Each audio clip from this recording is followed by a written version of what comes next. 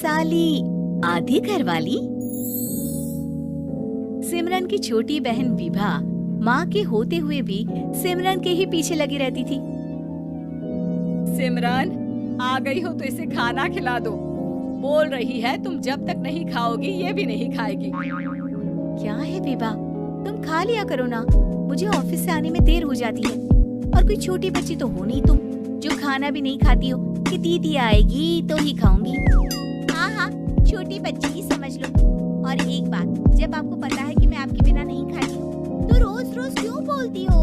अरे क्या है ये, दोनों बहनें कम माँ बेटी ज्यादा लगती हो। अरे दीदी की शादी हो जाएगी तब क्या करेगी बोल? जब होगी तब की तब देखेंगे। मैं तो दीदी के साथ ही रहूंगी हमेशा। दोनों की शादी ऐसे घर में कर देंगे जहाँ दो भाई हो। खैर, मामला आया गया हो जाता है। एक दिन सिमरन के पापा जब घर आते हैं। तुम लोगों के लिए अच्छी खबर है। वर्मा जी है ना मेरे दोस्त, उन्होंने सिमरन बेटी के लिए रिश्ता बताया है। बहुत अच्छा लड़का है, सिमरन को भी पसंद कर लिया है और कल वो लोग आ रहे हैं सिमरन को देखने अपने घर। सिद्धांत अपने माता पिता के साथ सिमरन को देखने आता है।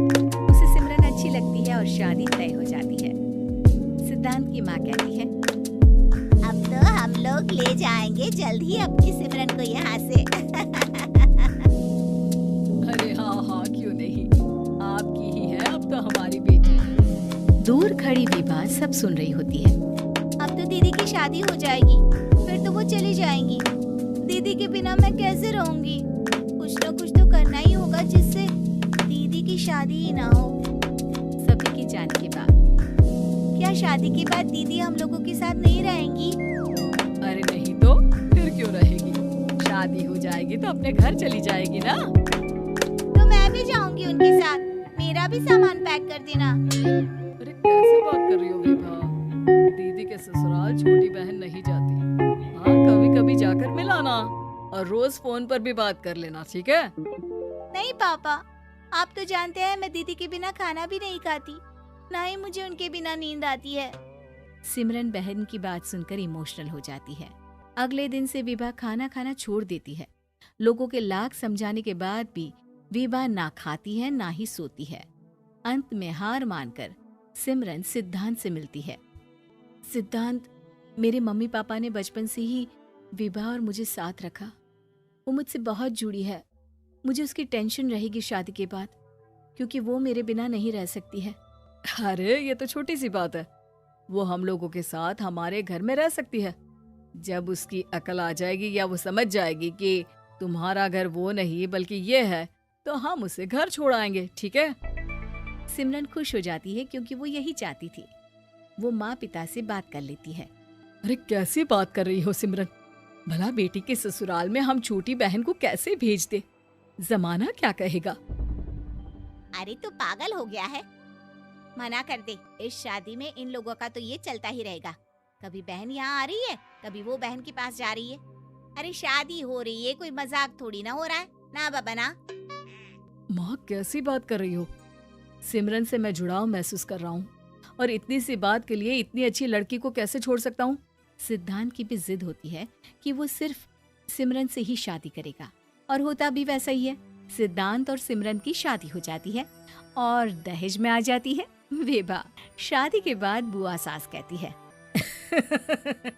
अरे माँ ना, साली आधी घर वाली होती है, लेकिन ये क्या, तुम तो उसे घर ही ले आए। तभी चाची कहती है, सिद्धांत को तो हम लोगों ने सीधा समझा था, लेकिन सबसे तेज तो यही निकला। अरे देखो कैसे दहेज तो नहीं लिया, लेकिन साली पर कब्जा कर लिया। सिद्धांत ने इस और तो सोचा ही नहीं था, लोग उन लोगों के बारे में ऐसी भी बात करेंगे। वो वहां से चला जाता है और चुपचाप अपने कमरे में लेट जाता है। क्या हुआ सिद्धांत, तुम अचानक से परेशान हो गए, कोई बात है क्या? अरे नहीं नहीं, वो थक गया था ना, शादी की सारी तैयारी और रस्मों के बीच, सोच रहा हूँ थोड़ा आराम कर लूं। हाँ ठीक है, आप लेट जाइए, मैं विभा का बेड लगा देती हूँ जमीन पर। क्या? वो यहाँ सोएगी? हाँ, बताया तो था कि उसे नींद नहीं आती मेरे बिना। तो तुम आराम से लेटो ऊपर, हम लोग नीचे बिछा लेते हैं।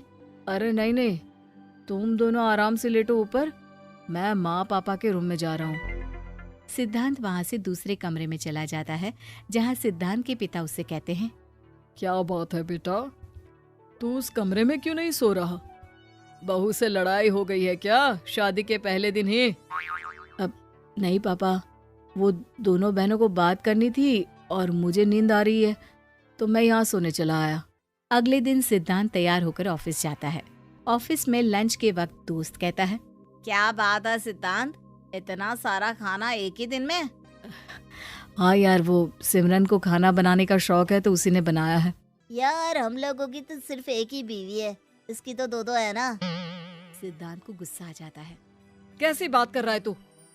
अरे तू तो भाग्यशाली है जो बीवी के साथ साथ साली भी आ गई। अरे साली लोगों की तो आधी घरवाली होती है, तुझे तो पूरी की पूरी मिल गई। सिद्धांत का पारा अब 7वें आसमान में पहुंच जाता है। वो खड़ा होकर उस लड़के से लड़ने लगता है। हाँ, मेरी शादी में मेरी बीवी के साथ मेरी साली भी आई है, ये सच है, लेकिन सिर्फ कुछ समय के लिए, क्योंकि उसने सिमरन को बचपन से ही माँ की तरह देखा और यूं अचानक वो सिमरन से अलग नहीं रह सकती थी। इसलिए सोचो, अगर मेरी बीवी उसके लिए माँ का स्थान रखती है तो मेरा दर्जा क्या हुआ? तभी वहाँ बॉस आ जाता है।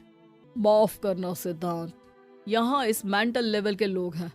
जरूरी नहीं साली सिर्फ आधी घरवाली ही हो, कभी वो छोटी बहन तो कभी बेटी भी होती है। वेल डन सिद्धांत। सिद्धांत को अब ऑफिस में कोई कुछ नहीं कहता, लेकिन आस पड़ोस का वो तो वही हाल रहता है। सिद्धांत ऑफिस से घर की ओर आ रहा होता है कि रास्ते में उसे अपनी कॉलोनी का दोस्त मिल जाता है।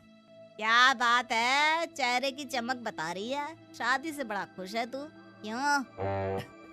हाँ यार, अच्छी लड़की और अच्छा परिवार मिलना कहाँ होता है जल्दी आजकल। यार हमें भी दिला देना ऐसा परिवार जहाँ एक के साथ एक फ्री की स्कीम चल रही हो। सिद्धांत को फिर गुस्सा आ जाता है। वो दोस्त को मारने के लिए हाथ उठाता ही है कि वहाँ विभा आ जाती है। अरे जीजू, रहने दीजिए ना, ये लोग नहीं समझेंगे कि इंसानियत क्या होती है।